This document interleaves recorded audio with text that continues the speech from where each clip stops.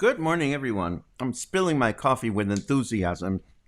Welcome back to Coffee and Headlines. This is our daily get together here live on Facebook at 10:30 in the morning every single day, Monday through Sunday, where we take a look at the latest news and headlines that are going on around our lives and as they relate to our lives here in Puerto Vallarta as an English speaking community. And then we throw in a few news that have nothing to do with anything and we share them with you with cheerful disposition most of the time. And it's great to get together every day with a bunch of people that join us every day. In case you are new to these broadcasts, please write the word new in your comments. If you have a question, it helps us a lot if you write the letter Q before your question because then we can identify it easier. At the end of each broadcast, we get together, we put together all the links and the show notes that have anything to do with what we talk about, and my trusty assistant Luna takes care of publishing them online. As you can see, she has boundless enthusiasm for her job description. Let me take a quick look at who's here before we dive into the news, because the news are pretty short, sweet, and to the point. Mark is in the house. Bridget is in the house. Michael, Lisa, David. Thank you very much for that. It's always appreciated. All these good mornings make me smile. Orange is the new black coffee. You know, I have to finish watching that series, Mark. I series that I really love. Sometimes I get close to the end and it's like I don't want to watch the end because I don't want to know how it ends. So I never watched the last two Harry Potter films, and I never watched the end of Sense8. I just don't have the power. It's so nice to see people that I know. So nice to see new friends. This is great. And yes, Mija, Luna is a great employee. She and I are having long conversations about whether she wants to tolerate a new sister or brother or not. But we haven't gotten to a good point in that conversation. I will keep you posted. Today, we talk a little bit about Nayarit. We talk about presidents that don't lead by example. We talk about a few COVID-19 news. And we talk about how one of the latest technological innovations in the planet is making life miserable for astronomers out there. We might as well get started with the news because the sooner we get done with them, the sooner we go out there to enjoy this beautiful Saturday, I think it is. Gary says, don't watch the end of Titanic. It's very sad. I've been there and I wept. But you're right, it is very sad. But we won't spoil that for anybody. Oh, Titanic. We need to, oh gosh. Okay, Gary, remind me of Titanic at the end of the news because there's some interesting news about Titanic that I want to share. Or maybe I'll remember, who knows. But let's get started with the news. Check it out.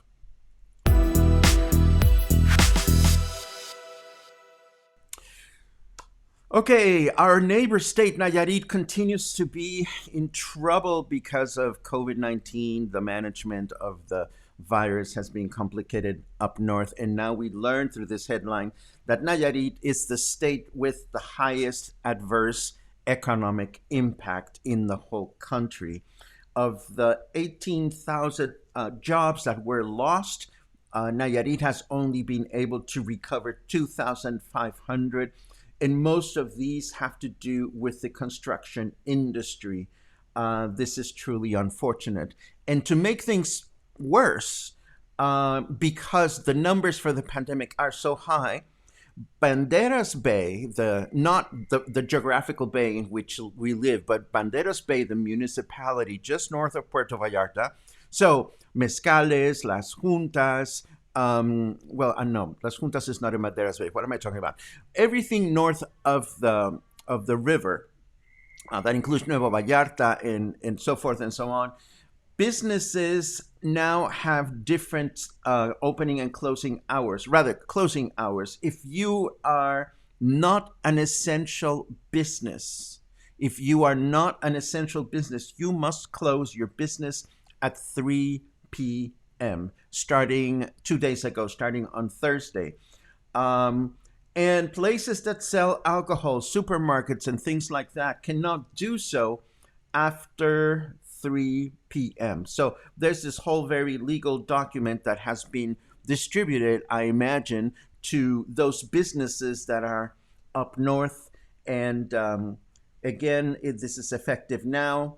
Of course, supermarkets can continue to operate until 10 o'clock at night and sell food and so forth and so on, but non essential items such as alcohol and whatnot can only be sold until 3 o'clock. So, if, like myself, you forgot all about International Tequila Day yesterday and are getting a craving today, make sure that you get to your craving before 3 p.m. today.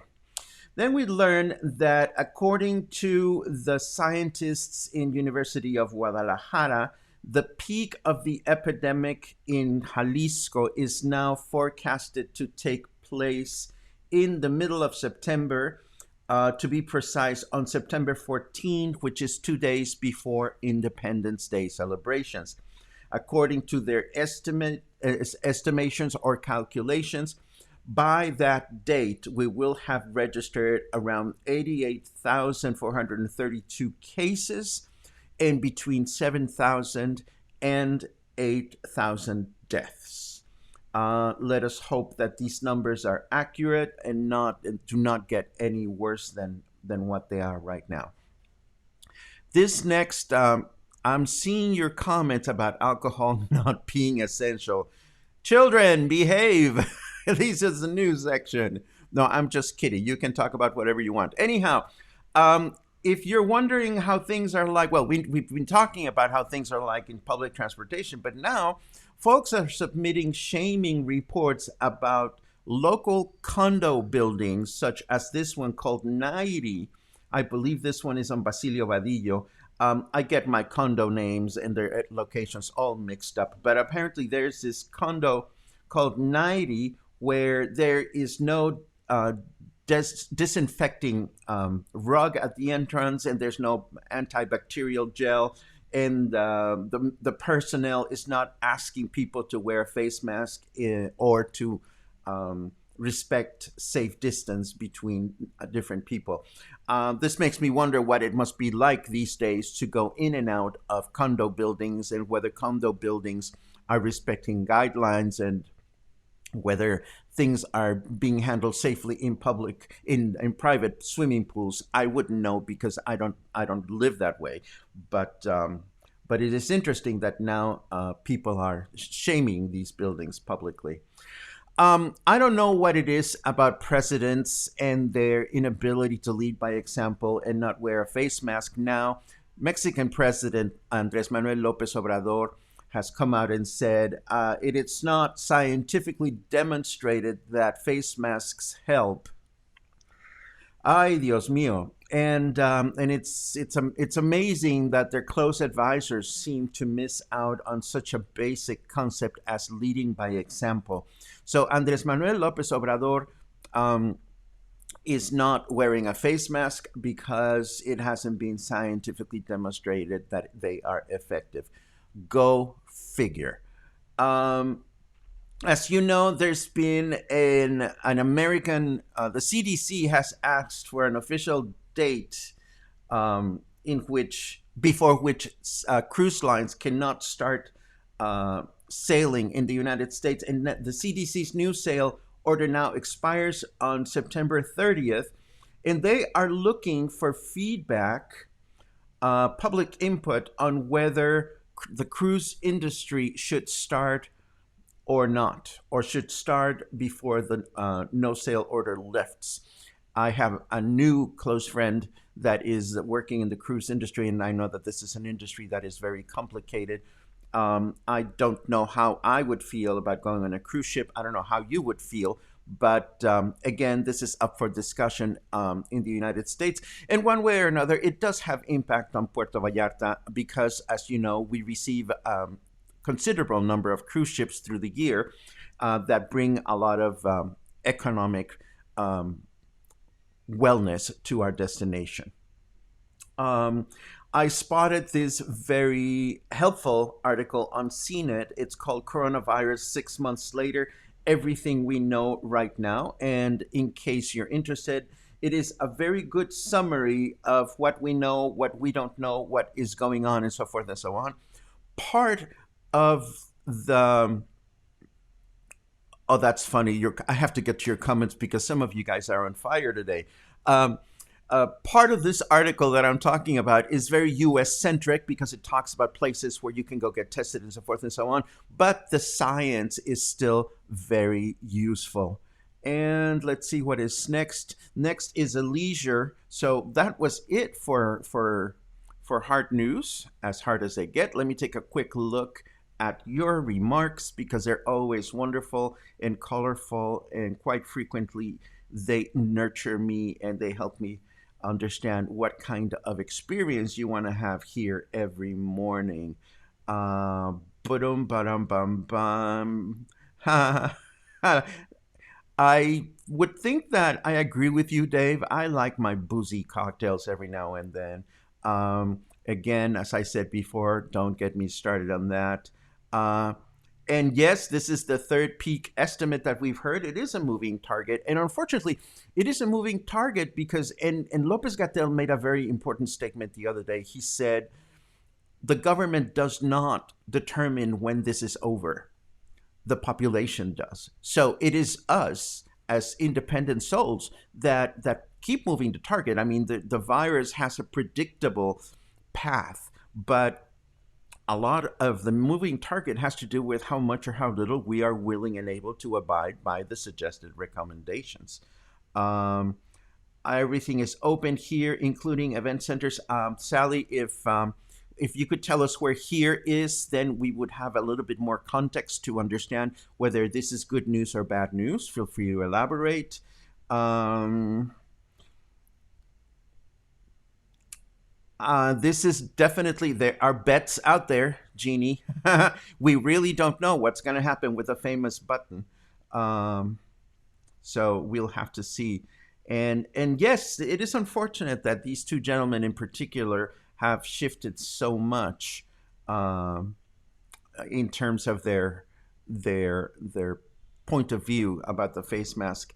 Mark, you know me too well, and it is great to see you. You were on my mind yesterday or the day before when we saw Audra McDonald and we talked about her. I almost invoked you to see if you wanted to have a conversation about this. Trisha, it is always great to see you. As you know, Trisha has the most comprehensive Puerto Vallarta Facebook board on Puerto Vallarta Facebook board on Puerto Vallarta. More coffee for me, thank you. And it's always great to see that you chime in and you're saying hello when I know that you're probably really busy with your own community. Um, let's take a quick look. Thank you. Thank you for sharing your time, Troy. Um, let's see. Not to advertise. Not to advertise. Well, you just advertised, Christopher, and that's okay. Um, I have been to Christopher's Chachalaca bar a number of times, and it is so nice to see how much effort they put into making sure that your experience is safe and fun. And yes, you can forget about the virus while you're sitting there because the staff is just super friendly. Um, Good morning, Logan. It's always great to see you, and it's great to see Terry that your condo complex has some sort of limits as far as what can be done and what cannot be done. Our friend Noy is in the house, as you know. Noy used to be the executive chef at Daiquiri Dick's for many years. Now she's back in Bangkok, in Thailand, with her mother, producing awesome cooking videos that showcase Thai cuisine and all kinds of wonderful things. So I'm caught up with your comments. Let us take a quick look at the leisurely stuff and the weather, of course.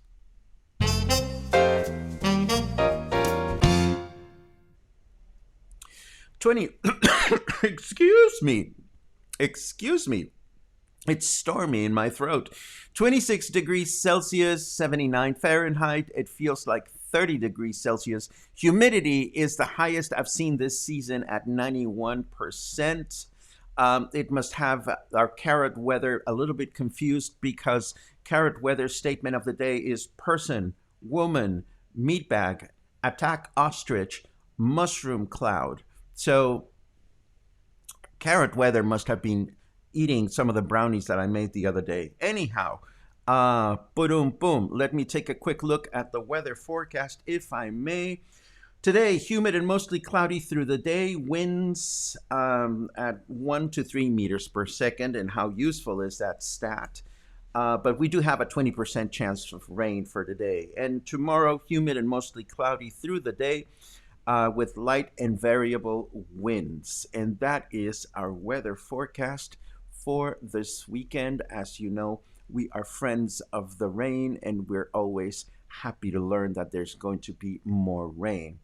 Now, we've talked a lot about the Maya train, which is the new train that is being built in the Yucatan Peninsula that is going to connect that whole region. And it's going to be both a commercial train in a sense that it'll be for cargo, and also a passenger train. Well, there's another train project going on in Mexico. I just learned about this a couple of days ago, or maybe it was last week. And this is the interoceanic train. Now, I promised myself I would put together a graphic so that you could appreciate this, but I didn't. Let me see if I can pull something. Mexico map. Let's see if I can pull out a map of Mexico. Oh, yes, I can. And let me hope that this is going to be a large enough image. Open image in new tab. Can I do this? I think I can. Okay, so check this out. There is a map of Mexico. And this little stretch here, over here, let me click on the map so you can see it. This stretch from this point to this point is the narrowest stretch in all of our country. And we call that stretch the Istmo de Tehuantepec. Now, in past years, a long time ago, there used to be train tracks that would connect both the Pacific and the Atlantic at those points. And then those tracks went into neglect. They stopped being used. But now they are being rehabilitated. And what is known as the interoceanic train is now under construction or under reconstruction in Mexico. This will connect the state of Veracruz with the state of Oaxaca. And the purpose of this train is mostly commercial in nature. By allowing products and merchandise to quickly go from one ocean to the other, it is hoped that this particular train will bring all kinds of economic prosperity to Mexico. So again, some of the tracks that are already there are being rehabilitated, and other tracks are going to be reconstructed, and some rights for the land use need to be negotiated. Do we know at this stage of the game whether this train will also be a passenger train? The answer is no, although I must confess that it would be a lot of fun to take it. It consists of 227 kilometers, and it'll have a cost of 3,113 million pesos. And it is expected to be finished in just a few years. I don't see a specific deadline for this, but you know all about large infrastructural projects in Mexico and deadlines, so we don't need to go there, of course. Totally unrelated, if you missed out on this whole incident with Congresswoman Alexandria Ocasio-Cortez, this article will allow you to pretty much come up to speed. This is something that I was able to watch on YouTube or Facebook the other day. She is a Democrat representative from New York, and she had a big to-do with a Republican congressman just right outside of the Capitol. And he apparently used colorful poetry, as we call it here in Coffee and Headlines. And her comeback speech was really amazing because what it tells us, this is all about misogyny, and it is a speech about misogyny. But the bottom line is that when we behave the way we behave, we are opening the door to other people to behave the way we behave. So it is, I think, a really important and powerful message to take a look at if you have a few minutes later on today. Also, if you want to be amused, you can watch this video about this lady who simply would not put her fucking face mask on the plane. And finally, she was asked to leave the plane. I believe this was an American Airlines flight. Yes, it was an American Airlines flight. And finally, she just picked up her stuff and left in a huff. And of course, as always, I feel so sorry for the Felicias and the Karens of our universe, but she got a standing, well, not a standing ovation, but she got a lot of applause. Oh, yes, glory holes. Of course, the CDC in Canada is endorsing glory holes. I thought you should know. Glory holes as a way to have safe sex during the pandemic. And now I'm sure not everybody knows what a glory hole is. So Merriam-Webster Dictionary helps us remember that a glory hole is a furnace for softening glass when it becomes stiff in offhand working and for fire polishing glass. I thought you should know. SpaceX Starlink satellites. Do you know about those? Well, SpaceLink is deploying a gazillion satellites. Elon Musk is doing this to surround our Earth, the planet, with this network that will allow for internet to be available everywhere, which sounds like a great idea in theory. But in practice, we have this amazing comet, Neowise, that is visiting our heavens for a once-in-a-lifetime opportunity. And what is happening with all these satellites? Well, they are photobombing the darn thing. So there's a photo. You can see there's the comet, and there's all these specks of dust around it. And those are the Starlink satellites. But it gets uglier than that. Check out some of these other photographs. This one's still fairly good, but look at that. That is just a ton of Starlink satellites that are photobombing the comet. This is really unfortunate because I don't know what the reason this happens, in case you're wondering, is because the satellites are reflecting the light of the sun, and I don't know how this can be rectified. Maybe Elon Musk needs to go back to space and paint all of his satellites like a non-reflective black or something. I really don't know how this is going to happen. Paul says he can't believe my report on the BC glory hole. Well, it's interesting for people that enjoy, blown glass and things like that. I think it's important to talk about these things. Don't be devastated if you miss this. Apparently, a Norwegian Elvis impersonator sang for 50 hours nonstop. Are you lonesome tonight? And we could have watched it live on Facebook. I am devastated that I missed this. He beat the existing world record, and now he is the king, having sung Elvis's hits for more than 50 hours. I bet he smelled quite lovely after the task, and I hope he's resting at home. This came from one of our viewers. This made me so very happy because Puerto Vallarta now has the very first on the street bike lane, and it's only 1 block long. But it has to start somewhere. These wonderful photos were taken by Rupinski, who watches us on a regular basis when he's not riding his mountain bike. And this would be the block on the Rosita Hotel. And this is a project that was spearheaded, I understand, by the bicycle organizations locally. So now, at least on 1 block of the city, we get to, or the people that ride bicycles get to not ride their bicycles on the sidewalk.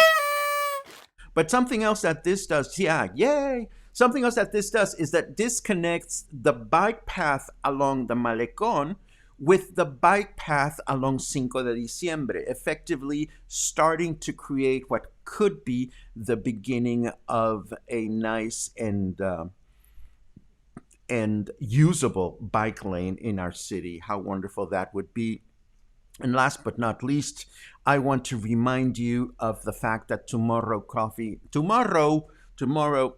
and Headlines will feature my beloved friend Miguel Almaguer. Some of you may recall that a few weeks ago, we tried to do a live conversation with Miguel, who's not only a well-known composer and conductor and piano player, he's also the music director for Il Divo, the famous male vocal quartet, and has traveled around the world with them.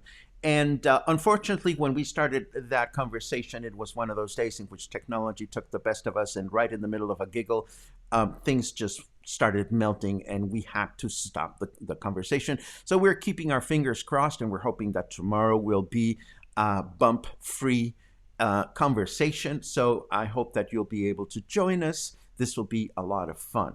Let me take a quick look at your comments before we close up the conversation. Bum, ba-ding, bum, bum.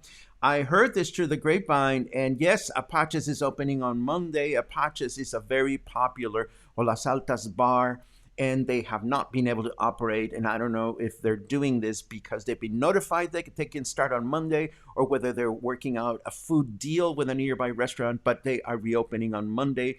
I know that the owners have been very conscientious about their policies and protocols, so I wish them well. I wish them a wonderful experience, and good luck, of course. Was that what that was, Michal? I just didn't realize that was a cognitive test, but I thought that was really, really fun. Your weather app 3 shows 65% humidity. You know, I've heard before that my carrot weather is not always up to par. And I always find it fascinating, Tricia, that even weather applications seem to collect information from different places. Marianne is new. Marianne is new. Welcome to Coffee and Headlines, Marianne. Since you're new, please know that tomorrow is Sunday Fun Day. On Sunday, we don't have any news. We simply behave in as juvenile a behavior as we possibly can to try to forget about all the craziness that is going on through the week. So if you like the newsy part, you may want to skip tomorrow or at least check it out for the first time. And if you like to laugh and just forget about things, then please come back tomorrow. Let's see. Boom, beating, boom, beam, ba-dum, bam, bam. The future is trains. You know, I'm a big train fan, and that's why we've been talking about Cajon de Peña, the Copper Canyon here in Mexico. It's definitely in my bucket list. I want to ask about environmental concerns on the new train. If you are referring, Mari, there are two trains in Mexico. There is the Maya train, and there is this new interoceanic train. Now, the Maya train, as I understanding, is all new tracks, or mostly new tracks. And yes, there has been a lot of back and forth of the balance between environmental impact and economic impact in the project. One could go into detail about these things. I don't think there is a definitive answer because just like weather applications, it seems to have a lot to do with who you ask. Now, as far as the interoceanic train, it's not so much about environmental impact. It's about reclaiming rights to use the tracks that are owned by private railroad companies that are no longer in operation in Mexico, but that still own the rights to the track. So the environmental damage would not be new in a sense that the tracks are still there as far as the new interoceanic train. I hope I answered your question. Let me see.